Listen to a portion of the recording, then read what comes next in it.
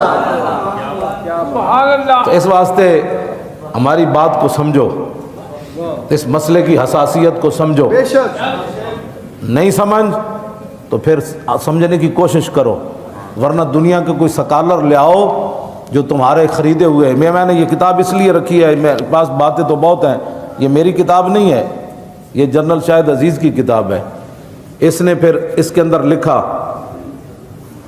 388 صفحے دے ہوتے اتنے جڑے حکومتی مخبر بیٹھے نا، وہ آج تو بہت سارے آئے ہونے، ان کا حق بھی بنتا ہے، جو جس کا کھاتا ہے اس کا گاتا ہے، ان کی مخبریاں کریں، ان کا حق بنتا ہے۔ تنخواہ جو لیتے ہیں، ہاں جی تم تنخواہ لیتے ہو تو ہم بھی تو لیتے ہیں نا، تمہاری کوئی مجبوریاں ہیں تو ہم تو اور بات ہے، تم مجبوریوں سے کرتے ہو، ہم خوشی خوشی کرتے ہیں۔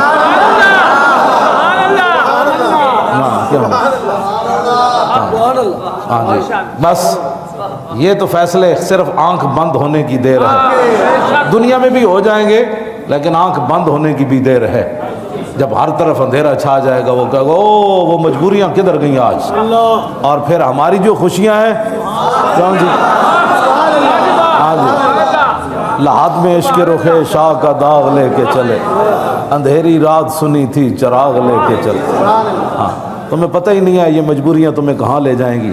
مجبوریاں صحابہ کی تو نہیں تھی نا، ہاں جی ان کی مجبوریاں تو نہیں تھیں۔ ہمارے پورے تاریخ اسلام میں مجبوریاں تو اب تمہاری بنی ہیں، نہ اللہ رسول کی تمہیں کوئی حیا ہے، نہ تمہیں کوئی غیرت ہے، اور تم جب یہ تو تمہارا یہ جرم بھی قیامت تک معاف نہیں ہونے والا کہ تم نے مسجدوں کے سپیکر اتار کر، سپیکر بھی ساتھ لے جا کر، اور مولوی کو جب تم نے مجسٹریٹ کے سامنے پیش کیا تو اس نے پوچھا یہ مولوی کیا کر رہا تھا، کہا یہ سپیکر پر درود و سلام پڑھ رہا تھا۔ یہ سپیکر بھی حاضر ہے، یہ مجرم بھی حاضر ہے، اور پھر وہ یہود و نصارہ کا ایجنٹ کہتا ہے اچھا اس کو 25,000 روپے جرمانہ ہے۔ ہاں یہ تمہارا جرم جو ہے نا، یہی جرم قیامت تک تمہارے منہ پر کالک اس کہ کیا جرم کر رہا تھا، یہ کہتا ہے سپیکر میں درود و سلام پڑھ رہا تھا، اور مولوی بھی پیش ہے اور سپیکر بھی اتار کر تم لے گئے، تمہارا یہی جرم ناقابل معافی ہے۔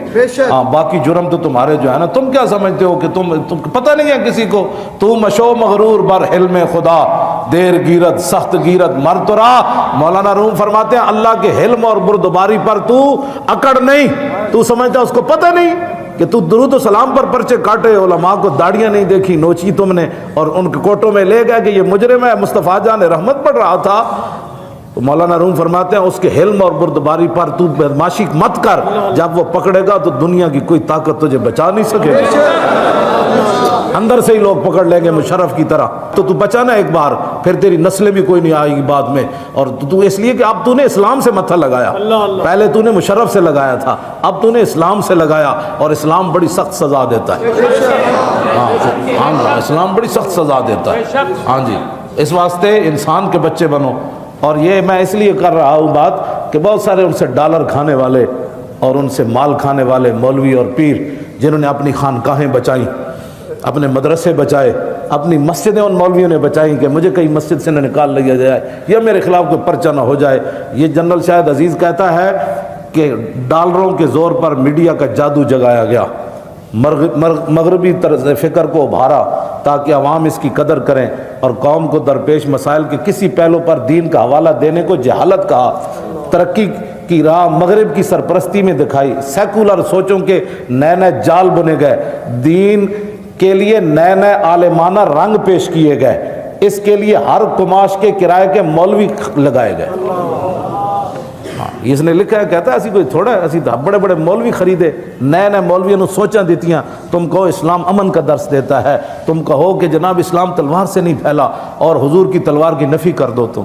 ہاں جی کہتا ہے اسی خود خریدے بندے، اگے ہر صفحہ خون دے آنسو نالے نے لکھیا، آخر چلو جاگ ہی پیا، لیکن افسوس یہی ہے مجھے آتا ہے کہ جب یہ سیٹوں پر ہوتے ہیں نہ کبھی ان کو دین یاد آیا، نہ کبھی غیرت یاد آئی، نہ امت کا فکر یاد آیا۔ یہ جب ریٹائر ہوتے ہیں، فوجی ہوں، جج ہوں یا وکیل ہوں، پھر ان کو اسلام فوبیا ہو جاتا ہے، پھر اسلام کی باتیں کرنا شروع، جب آگے نظر آتا ہے نا آخرت کی طرف کہ اب تو کوئی پلے چیز ہی کوئی نہیں، اب تھوڑا سا کوئی اسلام کا بھی کر لو، لیکن ایسے تو اسلام نہیں نا بات بنتی، بات تو اور ہے۔ ہاں یہ ڈر جھاکنا تو گل وہ بھی کہتے سن اسی تواڈے نال ہاں، تو جدوں کوئی پریشانی ہے کہتے نہیں اسی تو تواڈے پیچھے ہاں۔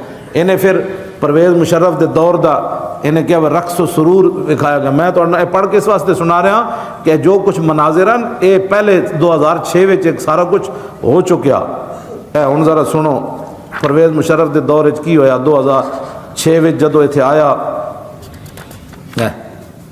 میری ریٹائرمنٹ کے بعد مارچ 2006 میں جن دنوں نیب میں میں تھا، امریکہ کے صدر حضرت جو کچھ ہو لکھا میں پڑھ رہا، حضرت جارج بش اسلام آباد تشریف لائے. رات کو پریزیڈنٹ ہاؤس میں کھانا ہوا اور ایک ثقافتی پروگرام پیش کیا گیا. پروگرام میں پاکستان کی تہذیب پر ایک نگاہ ڈالی گئی کہ ہماری تہذیب پر تاریخ کے کیا اثرات رہے. پہلی تصویر ہمارے معاشرے کی منجو دھاڑوں کے ادوار کی پیش کی گئی. بھی ہم یہاں سے شروع ہوئے، منجو دھاڑوں سے. نیم اریاں لڑکیوں نے ناچ کر ہمیں سمجھایا کہ ہماری ثقافت کی ابتدا یہاں سے ہوئی. یہ ان کا بندہ لکھ رہا ہے، میں تو بات کرتا ہوں تو کہتا ہے یہ بڑی سخت باتیں کرتا ہے. کہنے لگا پھر بتایا گیا کہ الیگزینڈر کس کہتے ہیں؟ ہاں، اس کے آنے سے ہم نے پھر ایک نیا رنگ حاصل کیا. اس رقص میں فیشن بھی بدل گیا اور لباس بھی مزید سکڑ گیا. یعنی جڑا تھوڑی بہت انہوں نے پایا سی تھوڑا مزید سکڑ گیا. پھر اگلا رقص عکاسی کرتا تھا ہندوانہ تہذیب کی برہنگی کا. پھر لڑکیاں ننگیاں ہو کے پھر انہیں ہندو کا پھر ایسی ہندو بنیا جس کا اثر ہماری تہذیب پر رہا. جب لباس غائب ہونے لگے تو میں ڈرا کہ آگے کیا آئے گا. لیکن پھر کافرستان کی رقاصائیں آئیں کہ یہ اب بھی یہاں ناچتی ہیں. یعنی اب جو ہے ہمارا پاکستان ایسا ہے. اس ایک پیشکش میں کچھ ملبوس نظر آئے. اگلے رقص میں چھتریاں لیے برطانیہ کی میم صاحبائیں دکھائی گئی جنہوں نے چھتریوں کے علاوہ دستانے بھی پہنے تھے اور کچھ رومالیاں سی باندھی ہوئی تھی. پھر اگلے رقص میں پاکستان کی موجودہ تہذیب کی عکاسی میں لڑکوں اور لڑکیوں نے مل کر خفیف سے ملبوس میں جنسی کنائیوں سے بھرپور رقص کر کے حاضرین کو معزوز کیا. لڑکیاں دو بہن ننگے بس تھوڑا تھوڑا میں لباس پایا. کہنے لگا اچھا جی. آخر میں ایک انوکھا رقص پیش کیا گیا اور کہا گیا کہ یہ وہ مستقبل ہے جس کی طرف ہم جا رہے ہیں. حال تو ہمارا یہ ہے، لڑکیاں لڑکے ننگے کر کے تھوڑے تھوڑا لباس پوا کے نا تو نہ نچایا. بھئی ہمارا پاکستان کا حال یہ ہے. کہنے لگا سٹیج پر برہنہ جانوروں کی مانند بل کھاتے لپٹتے ہوئے اپنے مستقبل کی تصویر دیکھ کر جی چاہا شرم سے ڈوب مروں، مگر میری حوانیت نے آنکھیں بند نہ ہونے دی. کہنے لگا بالکل ننگیاں لڑکیاں کر کے پھر انہیں نچائیاں. پھر کیا کہ یہ پاکستان کا مستقبل ہے جس کی طرف ہم جا رہے ہیں.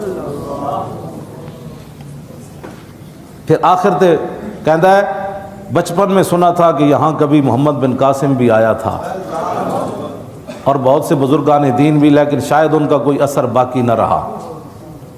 یہ ہے جی گھر کی گواہی. یہ جو کچھ انہوں نے 4 جنوری کو کیا یہ اس کی عکاسی ہے جو پہلے تیار شدہ تھا. یہ تو ہم راستے میں رکاوٹ بن رہے ہیں نا. ہاں جی یہ تو تھا کہ اب جو لڑکیاں بھی ننگے نچن گیاں اور حضور کے خلاف جو بکواس کرے گا اس کی شمیں بھی یہاں جلیں گی. توجہ، یہ ساری باتیں. میرا ایک ہی سوال ہے جو یہاں بیٹھے ہیں حکومتی مخبر، کیا تم نے کبھی گستاخ رسول کے لیے بھی اتنا بڑا اہتمام کیا پکڑنے کے لیے؟ ایک سوال ہے، تم جواب دے دو، تمہارے بڑے جواب دے دیں، قیامت تک اس کا جواب دے دیں. کیا تم نے ہزاروں فورسیں کبھی گستاخ رسول کو پکڑنے کے لیے اس کا گھر تلاش کرنے کے لیے گئے ہو کبھی؟ کیا مجبوری ہے تمہاری وہ ہمیں بتاؤ. 10 20 25 ہزار کی خاطر ایمان بیچ رہے ہو؟